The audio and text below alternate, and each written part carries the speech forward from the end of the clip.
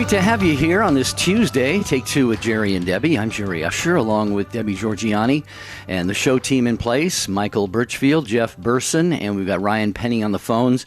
And that means phone lines are open. So we encourage you to call right now when we give you today's topic at 833-288-EWTN, 833-288-3986. Debbie, we have put something on the calendar suggested by a listener by the name of Alan. Mm-hmm. And this is something that a lot of us can relate to, especially maybe younger people and definitely parents who have kids still at home. Right. Well, it's for all ages because everybody's stuck at home. So right. For all ages, video games, the infamous video games. How much is too much? So we're going to be asking you a couple questions and see if you can give us your experience of video games.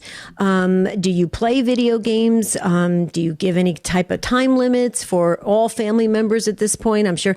Are you making it a family thing that you all jump in together and, play those racing games and stuff together where you all have different controls or whatever? It's, that could be a time for, family fun as well. Have you noticed any changes from those loved ones in your house that are kind of addicted to these video games, maybe even some violent ones? Have you seen some behavioral changes in them? Are things going on? Do you see people not wanting to interact and just have their heads, focused and their minds focused on these video games? All sorts of angles, all sorts of questions, but it's about video games. So speak up, folks. Ready? 833-288-3986. You know what I did to get ready for this show? You played a video game. I did. Actually, I dusted off my Etch-a-Sketch. Oh, stop. You did not really? And my Pong game. Remember Pong? Wait a minute. Do you really have those? Because it's probably worth money. Seriously. I wish I had them. Yeah, they would, like you said, they would fetch a fortune on eBay. This just shows we're dating ourselves, but it also shows that things have come so far from the what we thought were fun. I mean, if you put one of these in front of a 15-year-old today, he'd laugh you out of the room. And now today we have these intricate games. They spend millions and millions developing them and building them and promoting them, and the Xboxes and the PlayStations and all this stuff.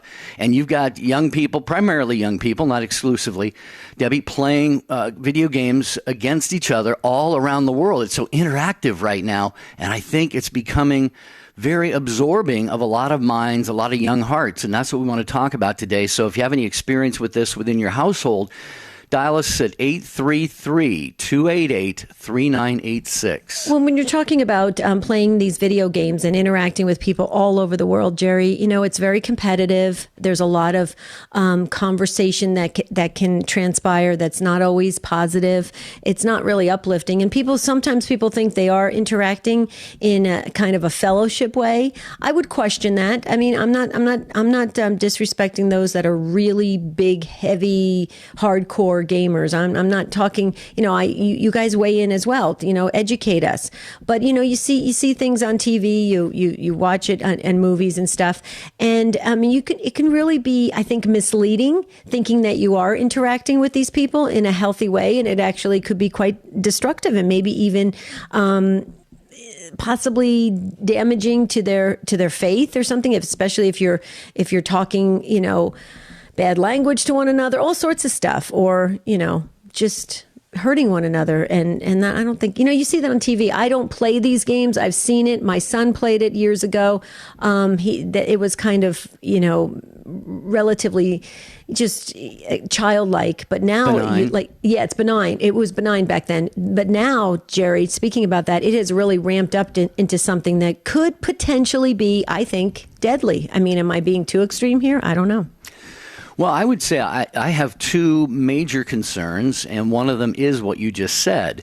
If especially young minds and hearts are being formed by, basically mowing people down with these, guns and tanks and all this stuff, then if they're kind of absorbed in that and really not being as formed as they should be in the faith, in their academics, in their socializing with their peers and so forth, that could potentially be an issue. And then the other thing that would concern me is just simply the time that is spent. And I speak from experience, because one of my nephews, I know he's working now, he has a job, so it's not as bad as it was, but I would stay with my brother-in-law, and any time of the night I would get up to use the restroom or something. I'd see the light coming on, under his door, and he's in there playing all night long, and then sleeping half the day, and then playing video games again.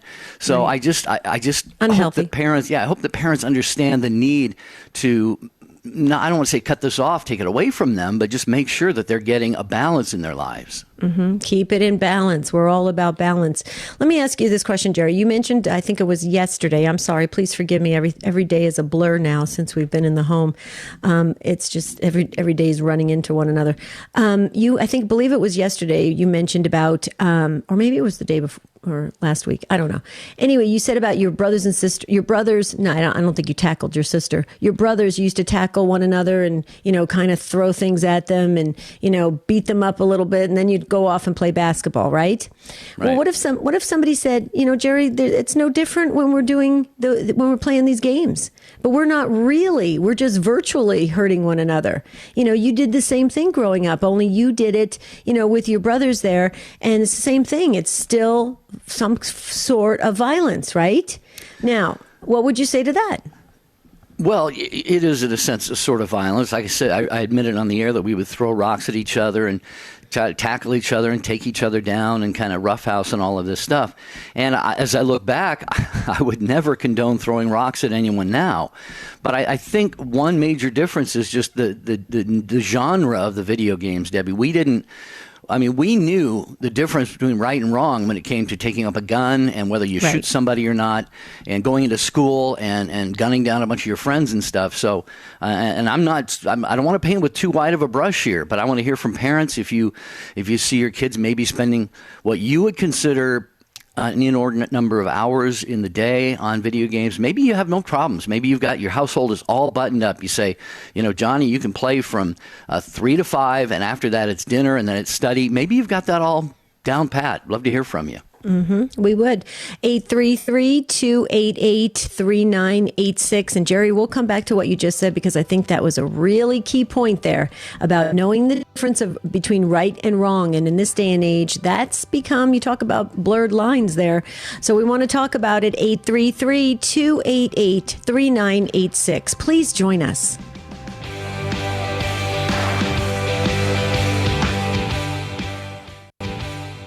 Looking for a 2020 view on how Catholics are voting in the upcoming election? EWTN News and Real Clear Opinion Research are partnering to bring you clear and concise data on where the nation stands on issues, candidates, policies, and more by surveying Americans, including Catholics like you.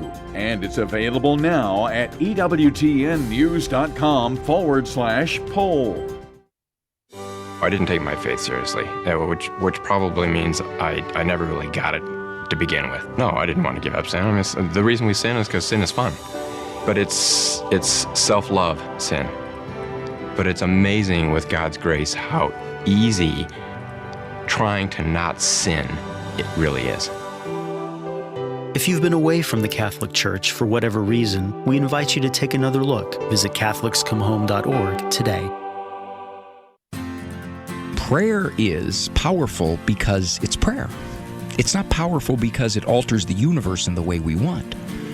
God's a lot smarter than that. He says to pray because it has power. Now, whether it turns out the way we want is not an indicator of the particular power of prayer. It is powerful because it is.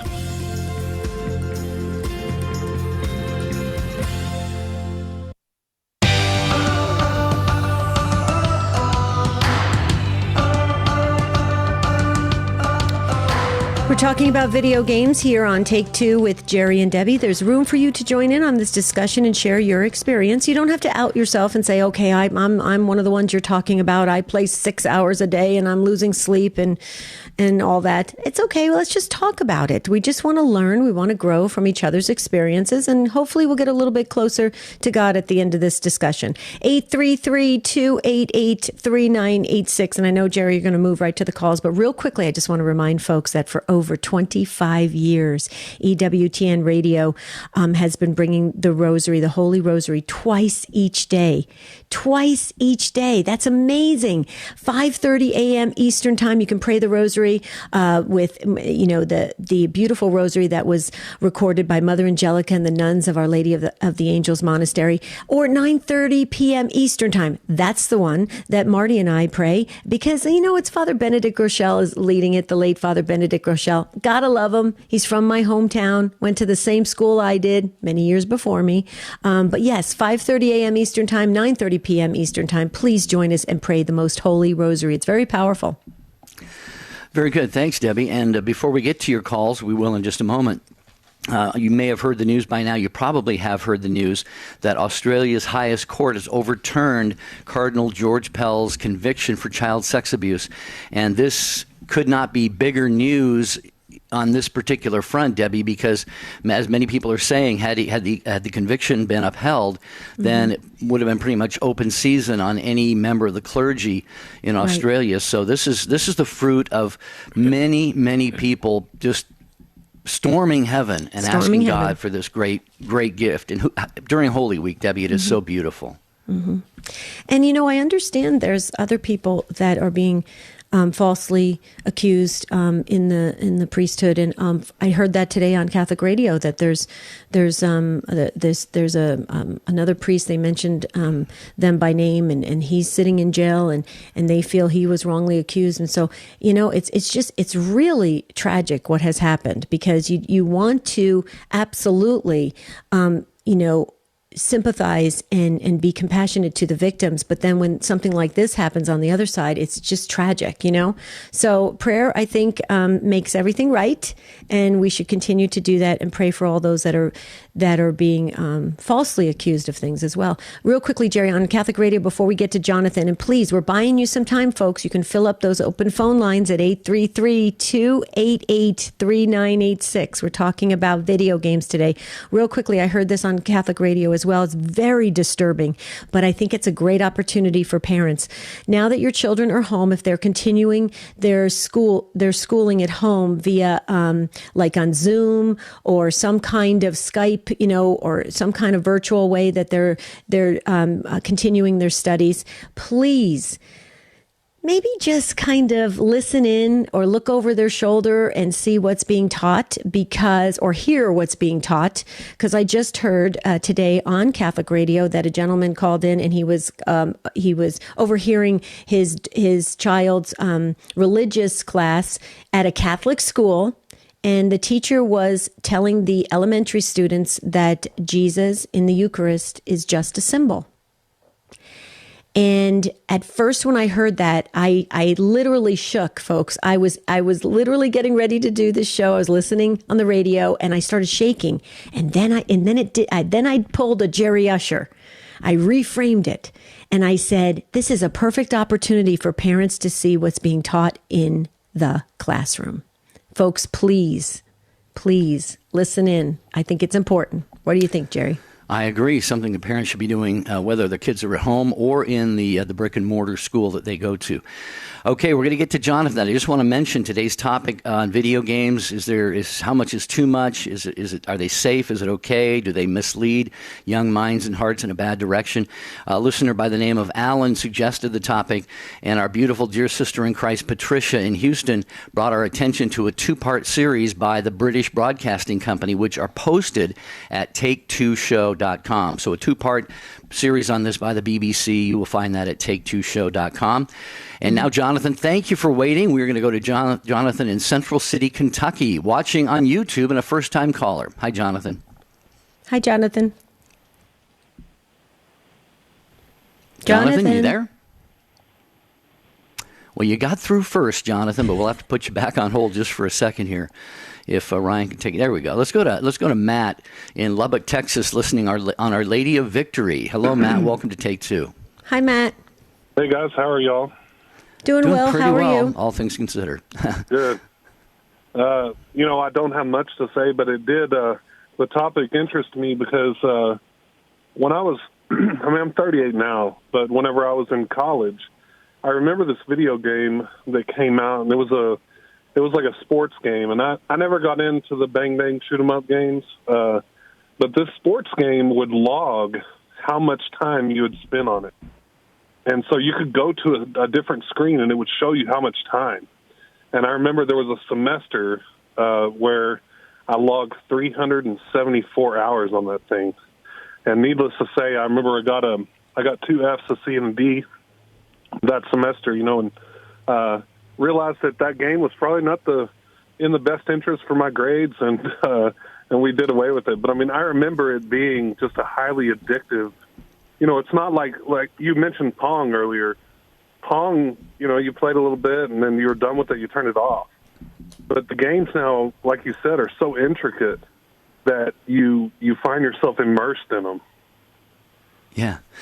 With Pong or things like that, you would get bored a little more easily. I think with the technology today, it is so incredible, the technology, the things that they can do, and how you can compete with people in your neighborhood and around the world. And I think that competition, Debbie, too, drives a lot of this, because there's got to be some adrenaline flowing through there, and guys and gals, of course, wanting to kind of compete with each other and be number one and beat each other in these games. So, but Matt, I have a question for you. You said that. Yeah.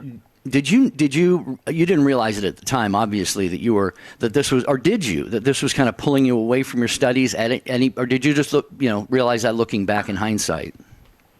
I think that twofold. I think one, I realized it, but I think my roommates really realized it. They actually made me set up a separate TV because they got tired of me taking over the TV and playing all the time. Yeah. Yeah. Matt, can I ask you just a couple questions before we let you get on with your day? You said, a couple things.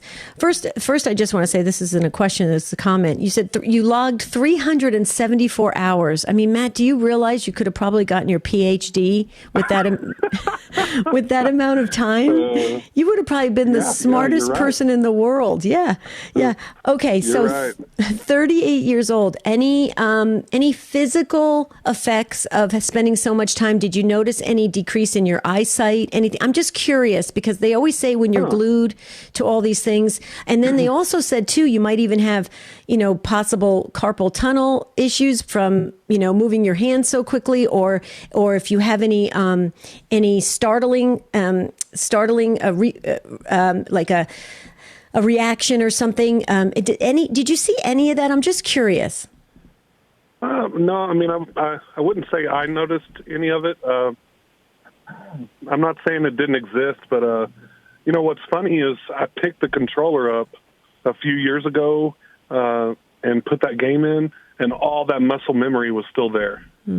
Wow. Like I didn't have to relearn how to play it. It was just, it was crazy. I mean, I've been blessed. I have 2 daughters that are beautiful, and they don't show a lot of interest in video games, and so we do as much playing outside and chalking on the concrete as we can. That's awesome. Great. That's awesome. You sound like a great dad. No, but it's so. I'm so glad you shared this, because there's a lot of, we have a lot of downtime because we do things so much quicker these days, and so there is that time that we can devote to other things, and I think this is very helpful. We have a younger audience that listens to this show, and maybe if they're at their last couple years in high school or starting college, they'll remember your story, and they don't, they'll say, you know what, I don't want my college years I have to struggle in some of my classes because of this, right, Matt? Yeah, I mean, it's so funny. Like, the more I look at it, the more I'm like, man, like you said, how much quicker could I have finished school if I just put that system away? Mm-hmm. Yeah. But, and that.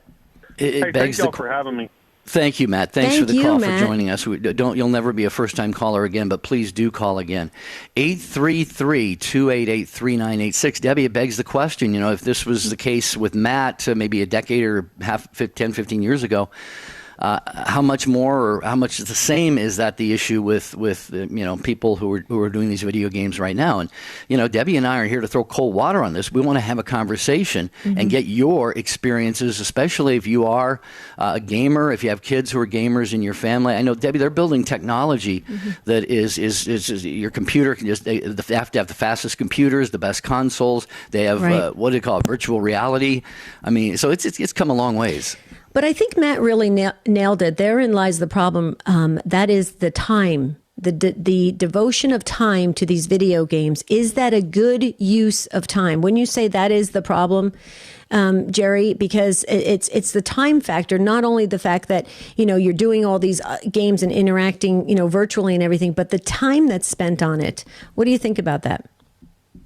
Well, I did the math real quick, and Matt's total hours, 374 hours, added up to 15 and a half, almost a little over 15 and a half full 24-hour days playing video games. So, and parents spend a lot of money to send their kids to school.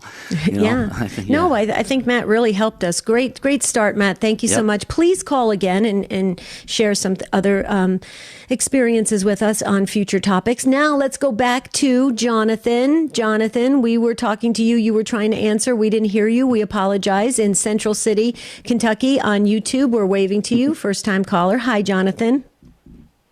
Hi, can you hear me now? Yes, perfectly. Just fine. Mm-hmm.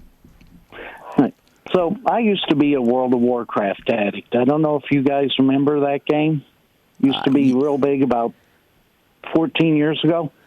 Yeah, I'm familiar with it from watching the commercials on TV. But yeah, as far as it goes for me. Mm-hmm. Well, I used to basically be an addict. In about 7 years, I had over a month logged into just one character out of about 20. And it actually told you your count in days. Is that right? It took me, yes. You could type in time played, and it would show you. It took me getting a job that had me working 7 days a week, 10 hours a day to break that addiction because it was just so drawing in. And I even found myself falling into the toxic traps. I don't know if you've seen those videos on YouTube of the people, they call them the toxic player videos. I'm not familiar with that either. I'm not either, Jonathan, but educate us. Yeah, tell us. They are people who are playing these games. You see it big with Overwatch and Call of Duty right now. Call of Duty is a huge one for this. You'll be playing and they'll say things to you. I refuse to repeat on the air on this station. They will call you names involving several dozen cuss words, say things they will do to yourself and members of your family in explicit manners. And I found myself falling in that trap as I played. And you mean doing the same thing is what you're talking about? Yes. Okay. Well, Jonathan, I want to get setting that aside. Thanks be to God, you hopefully you've been extricated from that addiction, as you put it, to the point where I don't know if you play anymore or not, and that's not the question here. But my question for you is, with every addiction, my understanding, Debbie and I are not experts in any of this, but we know enough, we've talked to enough people to know that addictions have a lot of different aspects to them. There's the mental, there's the physical, there's almost that adrenaline rush that, it's like somebody trying to wean themselves off of a drug or something. Did you feel that? Did you feel that physically as you were trying to move away from playing that game? To a point, yes. I kept wanting to go back and play. I was lucky enough, as I said, to get the job that was keeping me away from it, and then had a lightning storm happen that took out my good gaming computer. Oh, wow. And I have yet to replace it. Mm-hmm. Now, I'm not saying all video games are that bad, but some of them do drive you down that road. Right. And Jonathan, in just a moment, we're going to have to hit the pause button. But I want to just tap into this because Jonathan's open to sharing some things with us that I think could help others that are listening right now, that are at home with family members that are gaming all the time. So, Jonathan, going back real quickly to this trash talking that happens with the players, and then you said it gets really kind of threatening and everything, and you were drawn into that. Were you drawn into it, Jonathan, because you were baited into it? I mean, was it something that you had to keep up with everybody else in order to maintain whatever high position you were in the gaming world? How did that work? I just wanted to know. It was one of those things where you start out when you're learning, you're the guy who gets beat on. You know, you're the one they're saying that to. Then as you come up, it's like, how can I describe this? It's like the hazing traditions from colleges you hear about on the news. Mm-hmm. You know, the seniors were hazed. When the freshmen become seniors, they're doing the hazing. That's kind of how it evolves. Because you start out as one who doesn't know anything and gets hazed by these players, and then you end up becoming the one who's doing it before you even realize it. Right. Jerry, why don't you share with Jonathan what you typed over while you were speaking, Jonathan, before you said it. Go ahead, Jerry. Yeah, well, Debbie and I are not in the same location for the show. She is in Phoenix. I'm in California. Hold on, by the way, Jonathan, if you can, during the break. But I typed the word hazing over to her. Mm-hmm. And I also typed rite of passage. You know, these are almost like you said, the things that you go through in a frat house or at college, even in high school sometimes. Jonathan, if you can, hang on. This is Take Two with Jerry and Debbie talking about the effects of video games today. Please join us. Dr. David Anders. Our assurance of salvation is grounded in the objective word of promise from Christ, who said to the apostles, "Whoever sins you forgive are forgiven." Period. End of paragraph. The leading Catholic voices are on EWTN Radio. I'm Jerry Usher. And I'm Debbie Georgiani. We want to tell you about the Inspired by Faith Book Club. Join us as we gather together and read a featured inspirational book each month and engage in meaningful discussions together. Want to participate? The details are simple and can be found at jerryanddebbie.com by clicking on the Book Club tab. Invite your friends and let's spend some quality time in fellowship with the Inspired by Faith Book Club at jerryanddebbie.com. Sacrifice is a profound virtue Catholics can lovingly embrace, especially during Lent. But this year, why not also indulge in something good for your soul? Give yourself the gift of EWTN's National Catholic Register and stay connected to the latest developments and historical traditions of our Catholic faith. Try the register for free today and get it delivered to your home, office, or parish. To get your 6 free issues, order online at ncregister.com/radio or call 800-421-3230 and mention code RADIO. The National Catholic Register. It's the one indulgence you won't ever want to give up. Order online today at ncregister.com/radio. The National Catholic Register. Read faithfully. Tomorrow on More to Life, Betrayed. This Spy Wednesday will help you deal with the people who've let you down or betrayed you. Now, back to Take Two with Jerry and Debbie.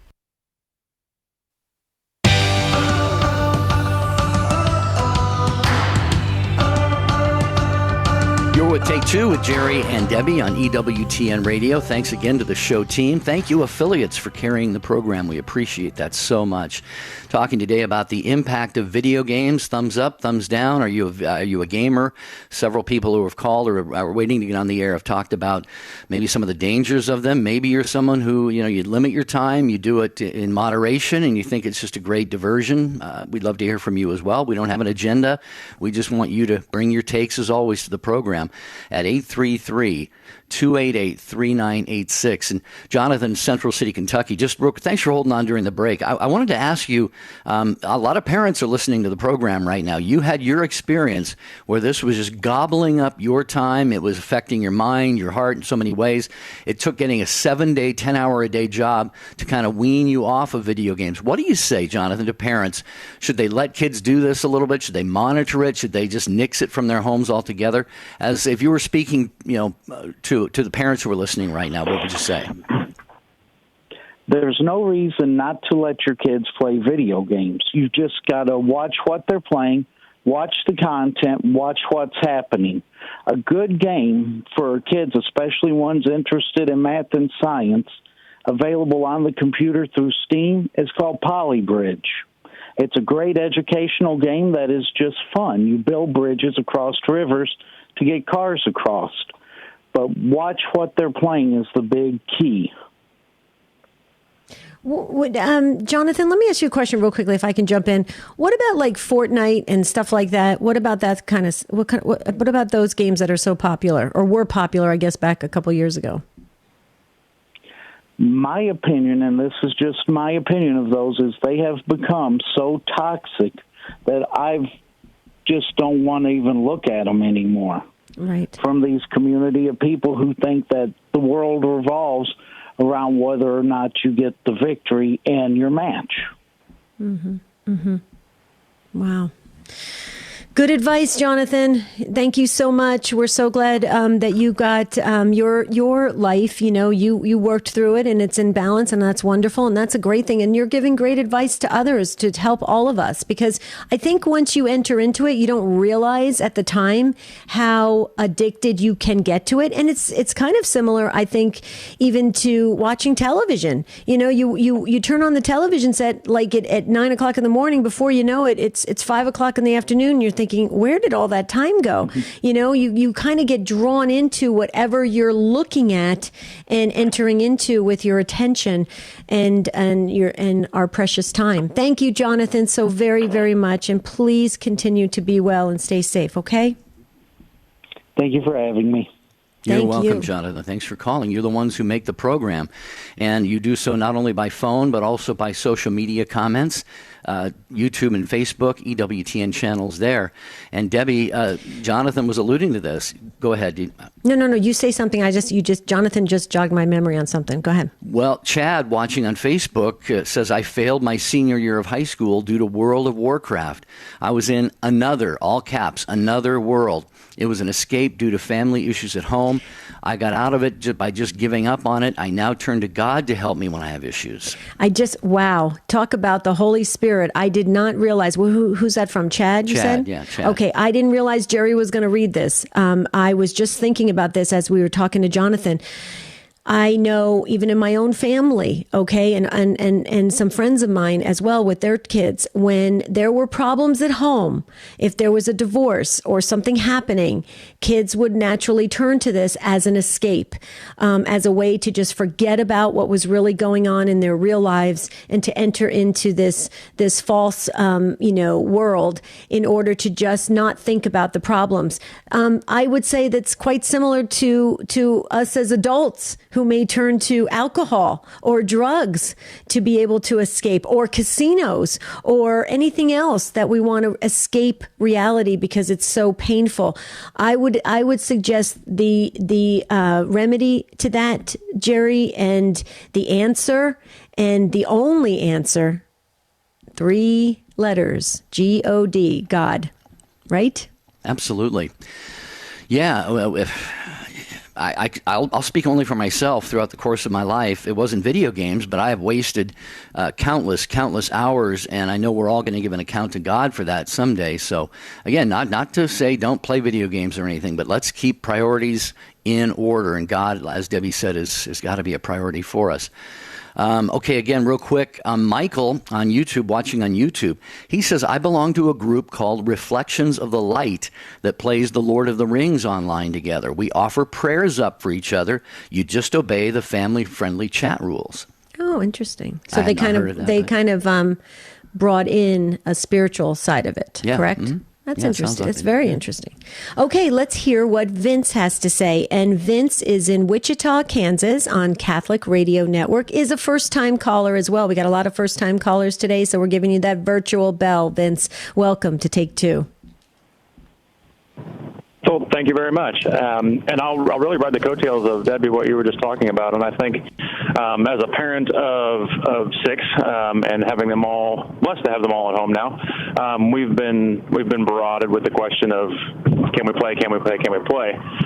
We as a family gave it up for Lent during the week, and so the kids really hit us on the weekends. But ultimately, to echo what you were talking about, I think it's a call to self-awareness, and that job as a parent to also that in your children, and helping them realize with anything they're doing in life, but especially in the realm of games, and we've experienced this with our oldest, of how what they're doing or playing or exposing themselves to is making them a better person or not a better person. Is this enhancing your vocation and your calling and how you were created in the image and likeness of God? Is it making your gifts stronger or weaker? I didn't know the conspiracy theory behind Fortnite and, the designers, supposedly making it, to be as addictive as possible. Don't know if there's anything behind that, but I can say that I did experience that firsthand with our oldest, who I think was 11 at the time, that we finally agreed to let him try Fortnite, and his behavior after his time limit went up was just alarming to me. My jaw hit the floor, and that's when my wife and I realized, okay, there might be something to what's going on here, and I rode that game out of the house on rails. And having an opportunity for conversation with our oldest to say, look at your behavior. Like, how are you exhibiting positive behavior to yourself or to the rest of the family? You're influencing the rest of the family. And I had that same conversation with him on other things, and say, my job as a parent is to do everything I can to get you to heaven. And right now, this is doing nothing to help you get to heaven. So, see ya. Now, at the same time, we did find Minecraft, and that's become really an opportunity for a kind of happy medium. It's really, from what I've seen, bolstered their creativity. The younger kids can play. It's not an opportunity for that toxic environment that Jonathan was referring to. And when they shut it down, I've noticed that they have become more creative outside. They go grab the boxes. They go build the fort outside. And it's kind of brought them together. And actually, most recently, oldest lost the privilege again. And so he hasn't been able to hold the controller, but he's been able to coach the littler ones on how to build their world in Minecraft. And the other day he came up to me and said, Dad, hey, if I can't play right now, I think I'm kind of enjoying this coaching thing and helping my little brothers get better at it. Like, that's cool. Okay, well, yeah. So that's my 2 cents.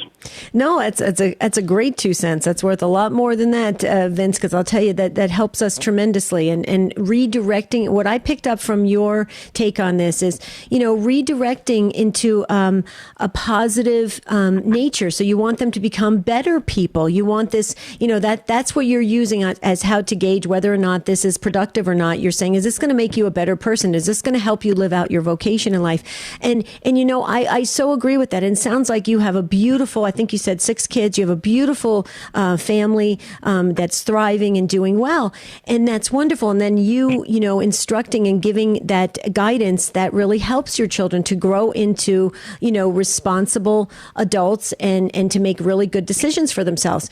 And then I just go back to this. It makes me think of children whose family all of a sudden, splits. They may be a single child, or they may have one other sibling, and they feel lost. They don't know what to do. They're 12 years old, 13 years old. And so that controller becomes their temple. That controller becomes everything that reminds them of what was happy, fun, good, exciting in life. And it's so sad to me. And that's why I've said so many times, please do everything you can, folks, if you're contemplating divorce. And I heard recently that after this COVID-19 isolation thing, there's going to be a lot more people filing for divorce afterwards. How tragic. Please fight for your marriage. Please protect your marriage and your family. Please give your kids a safe place for them to learn and grow and thrive. Vince, like in your family, I think your children are very, very blessed. Before we go to Jerry's comment, any comments on what I just shared? No, couldn't agree with that. Couldn't agree with you more. And I think it's, again, if it's not a tool that's helping them get better, then it's time to get rid of it. And it's also been an opportunity for me to meet my kids where they're at. They may not necessarily like getting out and doing some of the hobbies that I have, so it's been an opportunity for me to swallow a little pride and sit down with a controller and interact with them as a father too. So. Yeah, but Vince, it's a beautiful approach you're taking, because you're not just saying no more. The consoles are all gone. No more video. You actually want to know what they're ingesting through these video games, and like you said, there can be some healthier alternatives there. And I love you also said that you're asking them to get out and enjoy some of the things you do. And I remember when I was a kid, you might have heard me mention the game Pong and some other ones when we were growing up. We got bored with those real fast, so we'd be out catching snakes and frogs and building forts and tree houses, and as I said on another show recently that Debbie reminded me, beating each other up. It's all brotherly fun. Yeah, right. Right. Oh, thank you, So you're Vince. right on, Vince. Absolutely. Mm-hmm. Thanks for your call. Thank you, Vince. May I? Go ahead. Yes, you may. Whatever you want to do. Well, a couple of YouTube comments were at people watching the video stream on YouTube. Marilyn says, yes, my kids are addicted and they're having issues. Short and sweet from Marilyn. Pink says, my youngest, 9, has some video games because of his big brother having some video games. I do not control the amount and the types of games. The oldest just bought his own TV and Xbox console. The youngest cannot do any video games or have a computer alone. So Pink has got some balancing work going on in her house, it sounds like. The other thing, too, before we get to Carol in Calgary, Alberta, Canada. Hold on one second. Real quickly. Jerry, I just want to say this. When Vincent and others were talking about this Fortnite, and there was stories about how they designed it, how it draws you into that addictive qualities that we all can have in some way, right? That is so problematic, because when you think about it, even if you do transition from your teenage years into your adult life, and then something goes wrong, right? Are you going to who was it that said it so beautifully? Was it Matt? That as soon as you had the controller, the muscle memory came back again? Are you going to go back to that same rhythm of that addictive nature because it's so ingrained in you now? It's very interesting. I wish if you're a psychiatrist or psychologist, call in and let us know how the mind all works on this. It's very interesting. Okay, Carol in Calgary, first time caller, Sirius XM 130. That's how you're listening. Hi, Carol, and welcome to Take Two. Hi. Hi, Carol. Thanks for your call. Yep, we're here. Go right ahead.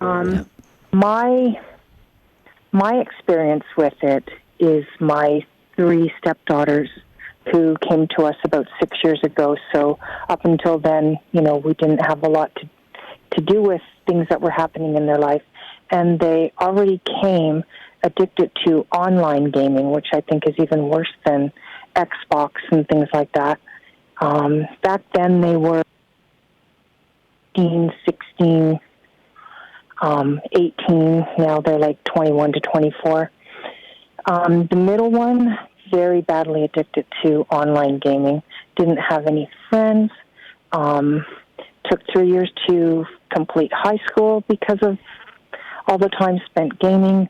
Couldn't even sit down and eat at family meals because she'd be gaming all day, all night, and come down and eat like midnight to 2 o'clock, and then maybe catch a few hours and then go back gaming. And suffering from carpal tunnel, lower back pain. She's finally getting control of her life, going to school.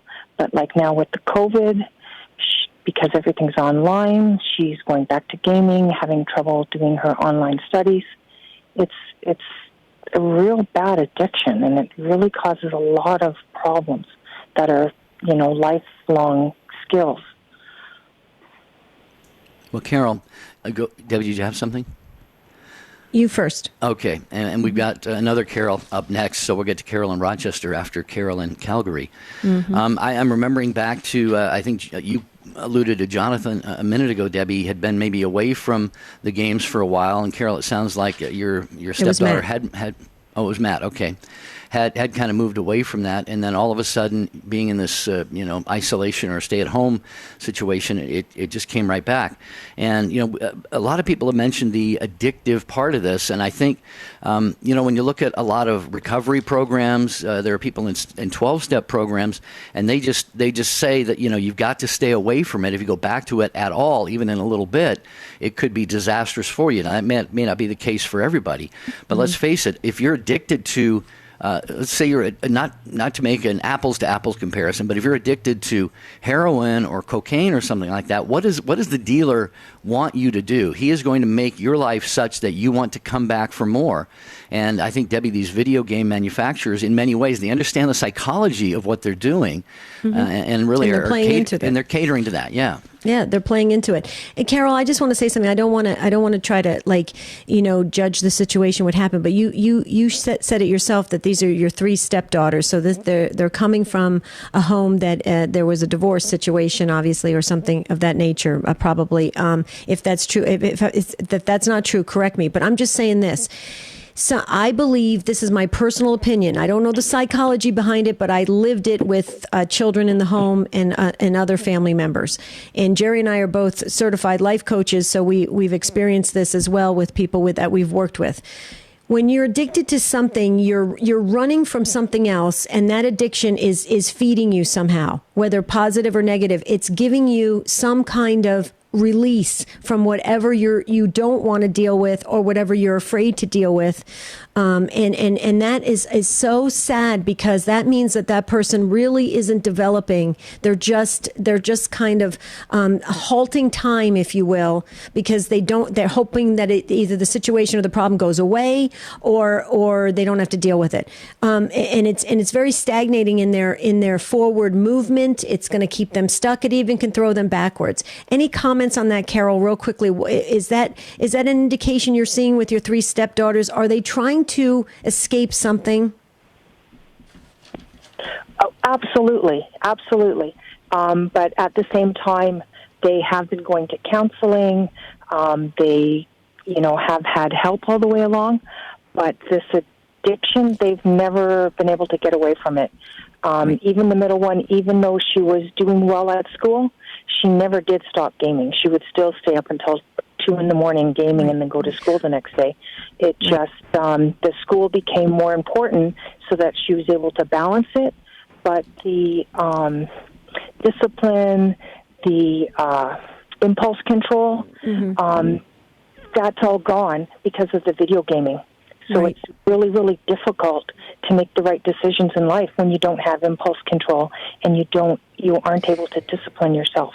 Right. Well, and Carol, here's the thing. I love counseling. In fact, I always used to joke about this, but it's only a half joking, that I would live on a counselor's couch because I love telling my situation to other people. I mean, it's very healing. But I just want to say something. Counselors are not with you on a day-to-day basis. They're not following that child around on a day-to-day basis. Counseling is fantastic, but it's just a snapshot. It's a moment in time when you go to spend some time to get some, skills and tools and make some assessments on where you are in life and try to work through it and everything. I understand that. And you hit the nail on the head, because I remember a dear loved one of mine who went to counseling and was doing the same thing. They were functioning as an addictive person. They were functioning in the world, but they were still very highly addictive to what they were doing. And yet they were going to counseling, and everybody said, but they're going to counseling. Well, that's Carol, that's the reason why Jerry and I got into life coaching, because life coaching is you walk through with them, and step by step by step. So you see, I'm so grateful to you that you shared this, because I think it's important for everybody to realize, whether you're dealing with a child or an adult, that it's a process, it's a journey, it's a slow journey, it's step by step, and we have to figure out ways that we all can work together in it so that we can support one another. Real quickly, Carol, what do you think about that? Am I way off base? No, you're absolutely right on. I just, would counsel parents that video gaming can become addictive, and addictions change the mind of the child. and that's really dangerous, and it will cause them problems for their entire life. Video games in and of themselves aren't dangerous, but when it becomes addictive, it's dangerous. And when they refuse to participate in outdoor activities, even family dinner, going out for Christmas parties, because they have to play video games, like there's a problem. You should be seeing red flags, and you should be acting on it right away.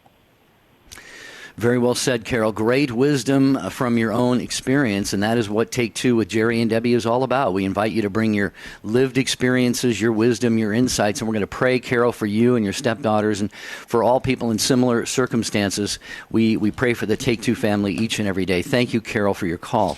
And Jerry, I just want to say, and thank you, Carol, because you are aware of what's happening in your home, and that's halfway towards a good solution. When you say, Jerry, because you're aware of it, I think sometimes parents will just kind of go, well, they're safe, they're in the house, I'm not going to worry about it. But I think Carol's taken a good, active view on this. Yeah.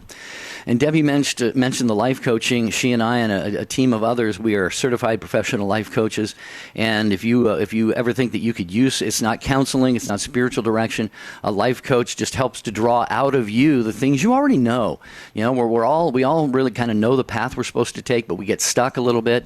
And it's just good to have a partner to walk along that path with you. So if you'd like to learn more about that, get a free consultation. You can go to standtalltoday.com. standtalltoday.com. All right, real quick, we're going to get to the other Carol in Rochester, New York, listening on Alexa. Hi, Carol. Thank you for waiting. Welcome. Hi. I just wanted to talk today about I need help. I have just recently got custody of my 14-year-old grandson, and his mother used to live in the home, but she has been removed, and that's a whole other story. But he plays video games 24/7.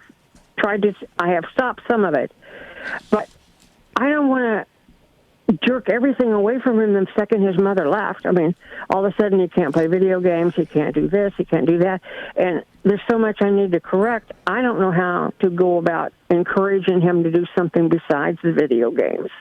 Right. Okay. Right. Carol, you are so beautiful. And I'm going to tell you something. Thank you for taking in your beautiful 14-year-old grandson. He's at a tender age. He's probably dealing with a lot.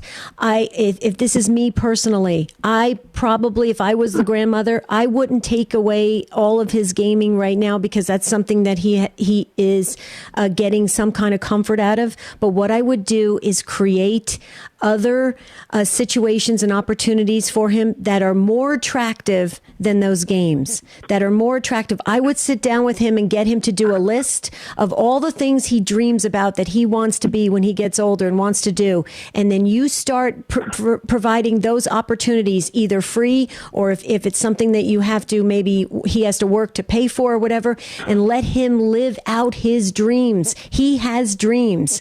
Okay. He's probably dealing with a lot of things right now and the adjustment and changes and everything. And I'm sure he's very grateful to you that you took him in. But that gaming is a source of somehow comfort to him.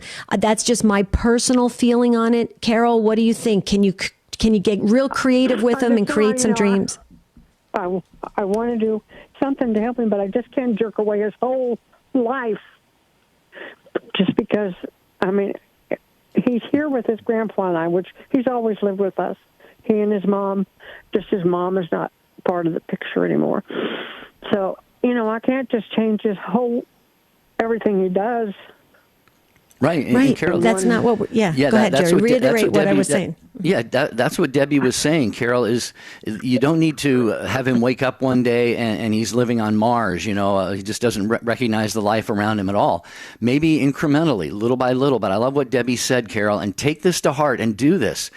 Sit down with your grandson and just reinforce who he is, affirm who he is as a human being, a young man created in the image and likeness of God who has a purpose and a journey in life that only he can fulfill. And then, like Debbie said, get him to just think out loud, dream out loud, even if nothing comes out a whole lot at first. Yeah, just maybe repeat this exercise until he latches onto something, and just you'll see him light up. And you're going to know at that point that you got something to work with. Okay, Carol. We'll be praying. You can always email us, Carol, because we didn't have too much time to spend with you. So you can email us at take2@EWTN.com. We are going to do a part 2. So Nan and Frank and Mary and the others, call back tomorrow. This is a very important topic. We'll address it again tomorrow. Until then, have a beautiful and blessed day. You've heard of the